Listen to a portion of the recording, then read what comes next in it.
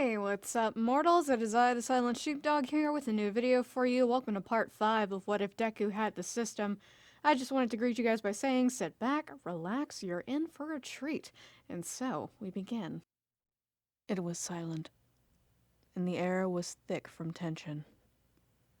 The remaining students all stood unnerved, all preparing for what was about to happen. Most of them only needed to stand back, except for two. These were Izuku and Ida, with the latter being far more nervous than the former. The blue-haired boy knew exactly what he needed to do. Run without looking back. It was that simple. Yet he was still so unsure about it. Izuku could sense this feeling within Ida, but he didn't let himself worry. He was sure that his plan would work, and he was confident that Ida would be able to pull through. Are the two of you ready? 13 then whispered, while looking towards the two teens. Izuku placed one of his hands on Ida's back before giving the hero a determined nod. Ida was still trembling ever so slightly, but was quickly steadied by Izuku's hands. They all waited, standing in the unnerving silence. Izuku knew what he needed to do, but he couldn't do it until 13 had done her part, so he kept waiting, patiently, not letting any factor affect his judgment or his abilities. "Now!" 13 then shouted, right as she used her quirk on the black mist. This managed to clear a path, and Izuku didn't waste any time. He didn't even stop to see if Ida was ready. He just used all of his might to throw the blue-haired teen towards the exit. At first, it looked like Ida was about to lose control and tumble over, but he had managed to regain his balance in the last second. Next thing they knew, he had ran through the doors, seemingly showing no hesitation, as he had been instructed to do. Izuku breathed a sigh of relief, for the plan had worked like a charm. 13! The panicked voice of Uraraka then called out, prompting Izuku to look and see what had happened. What he saw made him regret that he had lowered his guard. 13 had used her quirk to distract the villain, but it had backfired. The villain had responded by opening a portal behind her, causing her to be dismantled by her own power. Everyone looked on in despair, as the pro crashed into the ground, looking to be on the brink of death. Izuku wasted no time and dashed towards her, right as the villain spoke up. "One got away. How annoying. No matter. I need to complete my task," the mist said, its voice painting a menacing aura. After these words were said, the darkness spread around them once again. The students all knew what was coming, and it brought terror to no end. The villain was going to finish what it had started, only this time, there was no one there to stop it. Izuku gritted his teeth at this. If he didn't do something right now, his classmates would get hurt. Or worse. He tried to think of what to do, but it seemed as if his only option was the one that he liked the least. "My liege! Allow us to aid you in your time of need!" The urgent voice of Igris called out, loud enough for everyone to hear. Izuku would get angry with the Shadow Knight if it hadn't been right. If he didn't act now, it meant that he would fail his classmates twice. And if that happened, he couldn't guarantee their safety. Besides, with the way that Igris had spoken, he was sure that the knight wasn't going to take no for an answer this time. "Permission granted! Arise!" The green-haired boy shouted, more powerful than ever before. Suddenly everyone in the area, both student and teacher, was pulled out of the enclosing darkness. Everyone was shocked, unaware of what had happened, until they took a good look around. Around them, all stood dark figures of many different shapes and sizes. Some of them were animalistic. Some looked fantastical, but many looked like armored knights. Amongst those knights there was one that stood out more. Its armor was just as dark as the others, but it had a unique form that gave it a commanding aura. Among these shocked students was Uraraka, and she didn't know what to think. She wanted to be afraid of these mysterious figures, especially since they looked similar to the villain that had attacked them. But she couldn't. Even though she hadn't seen it, she had a feeling that these shadows had just saved their lives. But that just begs more questions. What are they? And why are they here? The brown-haired girl had just started pondering these questions as the commanding knight swiped his cape to the side before raising its voice. "You already have your assignments. Protect the students, and protect our liege! It shouted, aiming the words at the other shadows. Now, it wasn't just Uraraka, but everyone was shocked. They didn't recognize this knight by form, but his voice was familiar. It sounded just like the one that was seemingly haunting the class. They didn't get to think any further on it, however, before the shadow spoke up again. Gather them all around 13. I shall... but was cut off mid-sentence. No! Another voice called out, and everyone knew who it was. They all turned to see that it was Izuku, speaking and behaving as if he knew who these shadows were.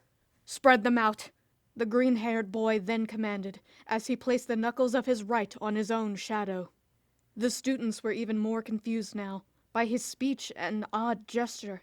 They would be even more shocked, however, when the commanding shadow responded by looking at his men and saying, "You heard our liege! Spread them out! I shall deal with this one on my own," with the same voice as before. The students had now gone from shocked to baffled. Izuku hadn't just thrown an order at the supposed commander of these shadows. It actually listened to him. Not only that, it had addressed him as their master.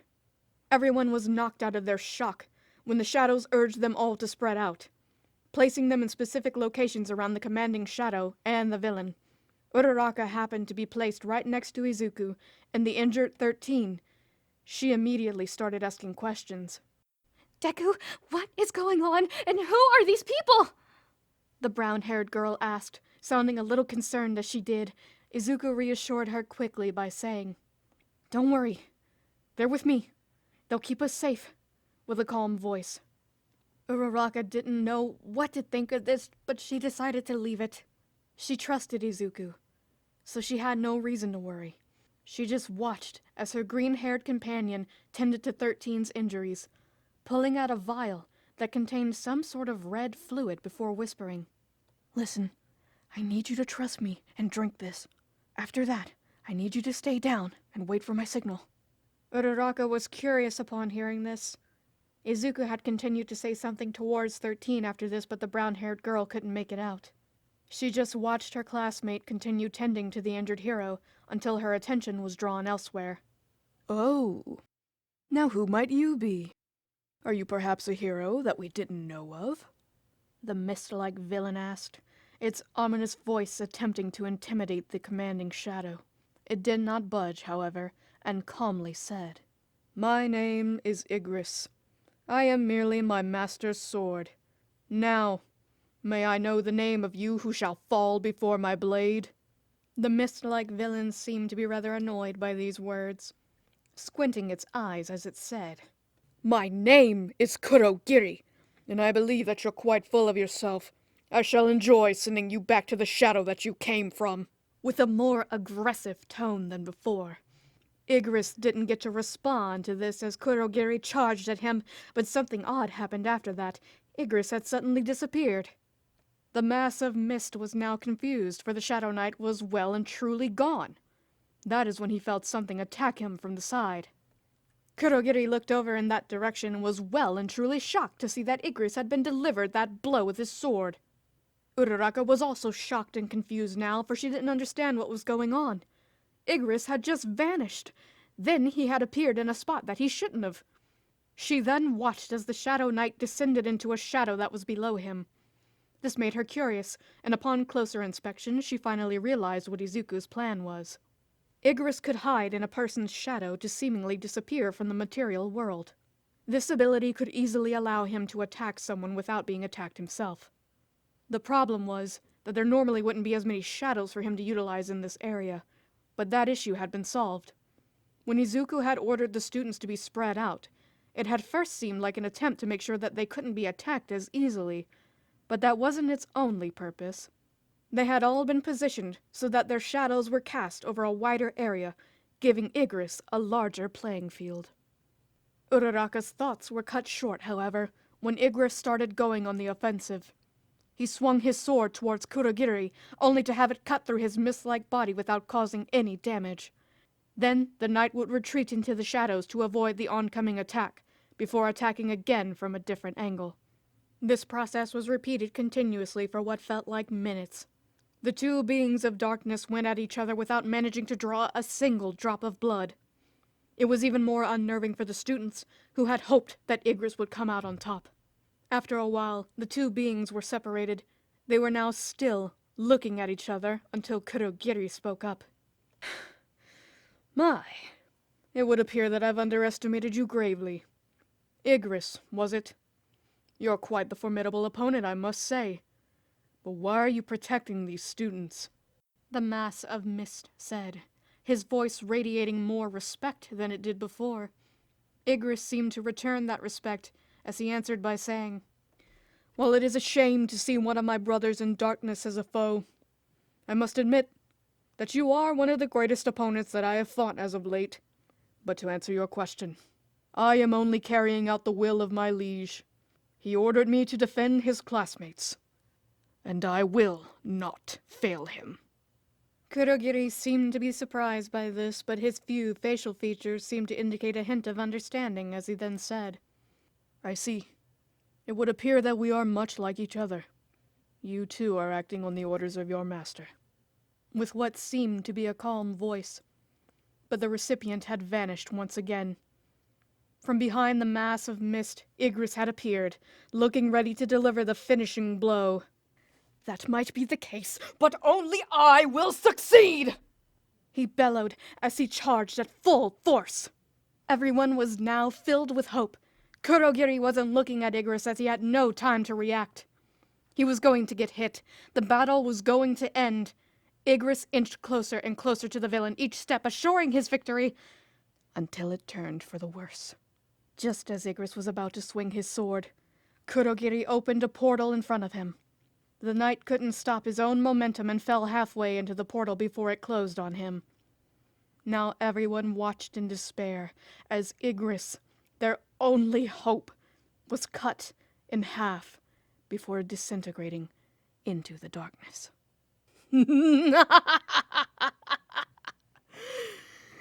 You were formidable, but also far too predictable, Kurogiri then said, sounding just as ominous as before. The students now looked on in horror as the villain turned its attention back to them. Now then, no one else can get in my way! The villain tried to say, but was quickly cut off when Izuku shouted, Now, 13! In response to this, 13 stood back and aimed her quirk towards Kurogiri. Everyone, including the villain, were once again shocked, for the hero had been badly injured just a second ago. Kurogiri looked annoyed upon witnessing this and prepared to do what had been done before, only to be confused when 13 suddenly stopped moving. The villain didn't understand what was going on, until a sharp pain shot through him. The villain fell to his knees immediately as he looked to see what had happened. He had been struck at his real body that was usually covered in mist, but he didn't know what had happened. All that 13 had done was remove parts of the mist and leave him vulnerable. But who had delivered the blow? The villain then looked up, hoping to find an answer. What he saw, however, shocked him down to his core, for it shouldn't have been possible. In front of him was Igris, completely unharmed. The knight looked down at his injured opponent, before tilting his head and saying, What was that about being too predictable? With a cold and menacing voice, Kurogiri tried to speak up, but his words got caught in his throat. It wasn't just the pain that had caused it, it was also dread. It wouldn't have mattered anyway, as Igris intended to swing his sword before the villain got a chance to speak. The blow didn't land, however, as the villain had managed to warp away in just the nick of time. Now that the threat was gone, everyone could finally breathe a sigh of relief. My liege, are you all right? Igris then asked as he walked up to Izuku. I'm fine. Thank you, Igris. The green-haired boy answered, sounding way too calm. The few students then walked up to them, all looking ready to barrage Izuku with a multitude of questions. They didn't get to ask a single one of them, however, before Izuku looked at them all and said, Judging by the looks on your faces, I assume that you have a lot of questions. I'll try to answer them all, but we're not out of the clear yet. All you need to know right now is that these shadows are my soldiers, and that they've all been placed on you for your protection. With the same voice as before, the students had now had a few of their questions answered, but they still wanted to ask more. Midoriya is right. The questions can wait. Right now, we need to focus on getting to safety, and since Midoriya has provided everyone with support, I'm sure that those who are missing will return unharmed. 13 then said. They quickly understood and listened, all while Izuku thanked his teacher for backing him up. My liege! Igris then shouted in panicked urgency as he pointed towards the center of the facility. Izuku looked in that direction, only to be horrified. What he saw was Izawa, pinned down by a hulking creature with a bird-like head. He was beaten and bloody, with obvious signs of broken bones. Izuku acted immediately, running towards the stairs while shouting, Arise! Into the distance. One of the command had traveled all the way to the plaza. 2 knights emerged from Izawa's shadow. They immediately cut off the arms of the creature before carrying the broken teacher away while it was staggering. Izuku, Igris, and 13 had all made it to the base of the stairs just before the 2 soldiers, and they immediately went to check on Izawa's condition. He's alive, Izuku stated, relieving 13 as he did. After this, Izuku reached for another healing potion, only to stop himself when he heard a monstrous bellow. Everyone looked towards it, only to see the massive monster that had mutilated Izawa. The thing had grown both of its arms back, fully. Everyone was speechless, unsure of what to say, but Izuku was now sure of one thing. He wouldn't have enough time to fully heal Izawa before they got attacked again, but he couldn't run away either. If he did, that monster would still be there, and it could possibly go and attack someone else. The only option was to fight. But since Izuku couldn't give his potions to anyone else, Izawa couldn't be healed. The green-haired boy took a deep breath after making this decision as he said, 13, I need you to take Izawa and get out of here. I'm gonna fight that thing. With a calm voice, 13 didn't like this idea at all, but she didn't get to voice her concern before Izuku continued by saying, We both know that they aren't going to stop attacking, so I'll distract them while you and the others run away. Besides, right now, I might be the only one who stands a chance against all of them. With the same voice as before, 13 was silent after hearing this, because Izuku was right. They needed someone to fend off the attackers, and he was the only one who could.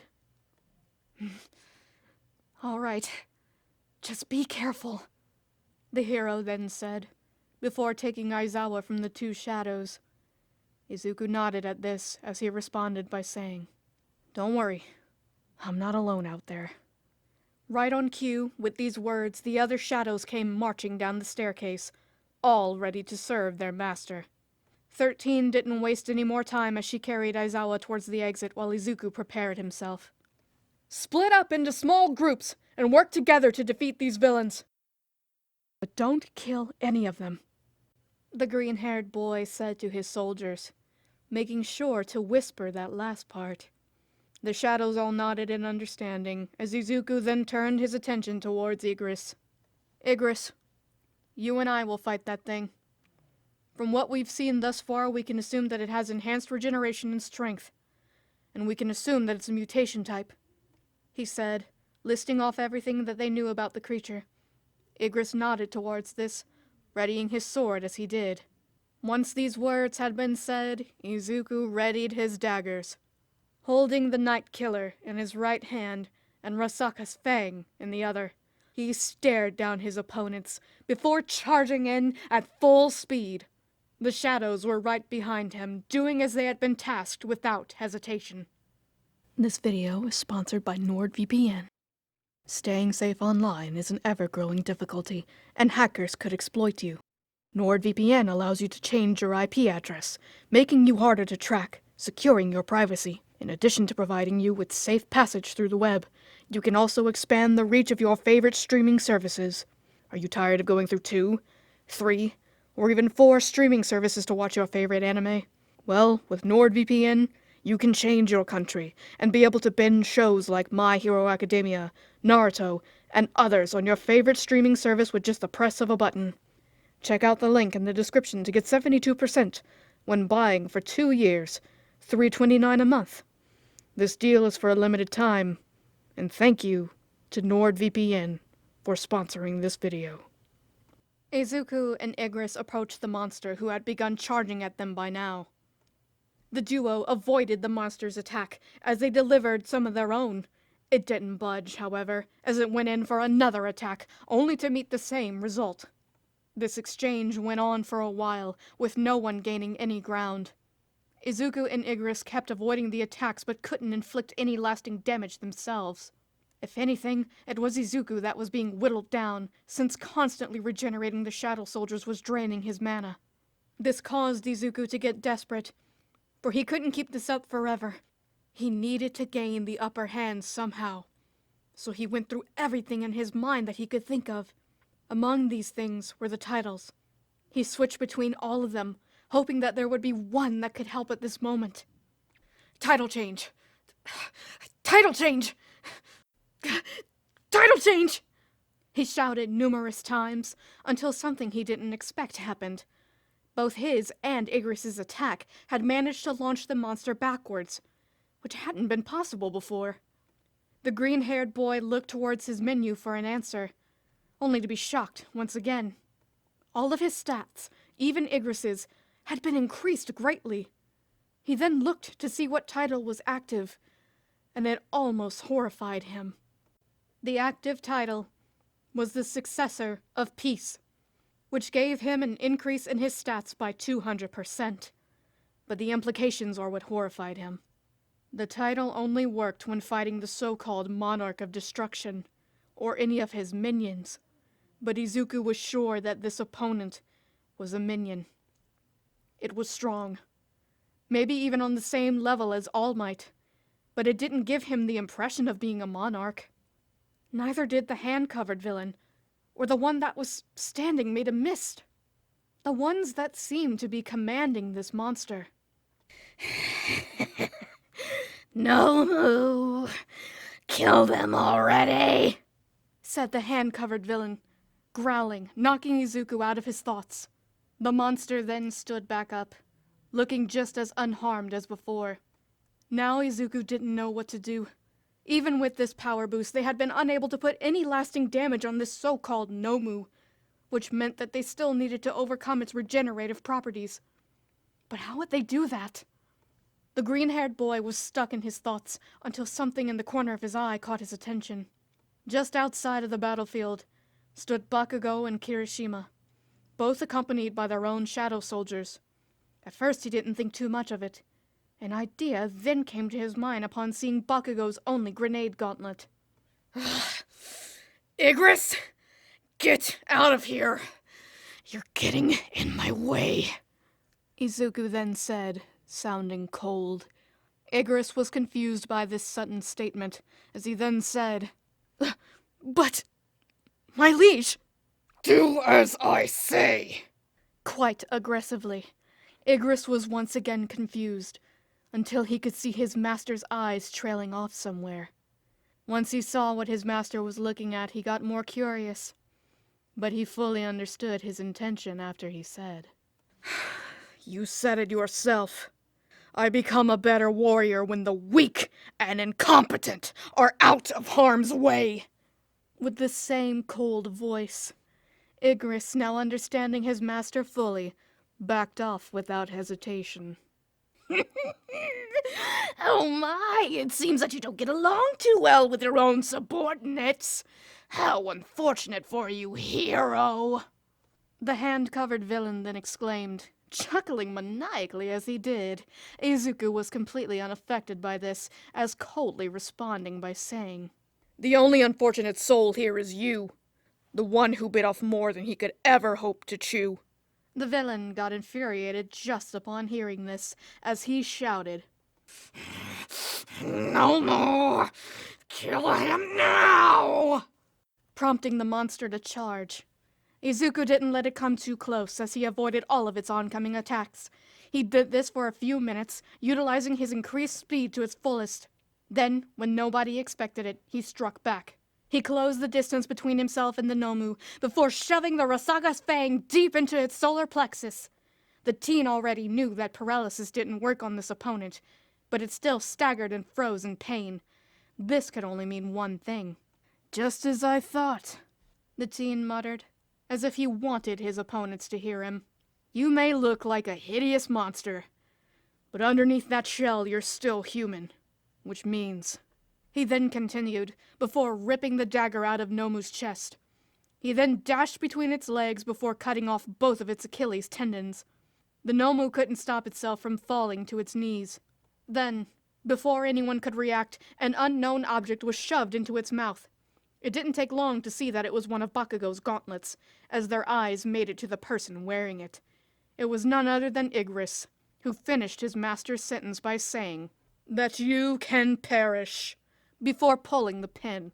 In an instant, a massive fireball engulfed the entire head of the Nomu, sending a violent shockwave as it did. Igris could feel his arm tearing behind the force, but he still didn't yield. Then, just as quickly as it had appeared, the explosion vanished to reveal the results. What remained of the Nomu's head was a pile of ash, resting in a scorched stump of a neck. Now, Izuku was sure that the monster was defeated, because incinerated cells can't regenerate. The dust in the area cleared slowly, revealing the hand-covered villain. He was scratching his own neck profusely, all while cursing Izuku and accusing him of cheating. It didn't last long, however, as the facility doors flung open. "I am here!" the familiar voice of All Might exclaimed, realizing that the battle was lost. The mist and the hand-covered villain retreated through a portal. Izuku didn't have enough time to stop them. Therefore, they managed to get away. The green-haired boy then dropped to his knees in exhaustion, with Igris kneeling down to check on him. His secret was out now, and he definitely will have to explain himself soon. But he told himself that it would be fine. The battle was over. No one died as far as he knew, and only part of his secret was out. He wanted to lie down and rest for a while, but he couldn't, because he wasn't out of the clear just yet. Thank you all for sticking around, and I hope that you enjoyed. Before we leave, we would just like to let you know that We the Celestials has many other channels for your entertainment and viewing purposes. All the information that you need is right here below in the description, so feel free to check out all the other incredible projects that our team creates. Secondly, on behalf of We the Celestials, I'd like to thank everyone involved in the production of today's awesome content. Their details will be in the description below. That's all for today's video, so goodbye, and have a divine day.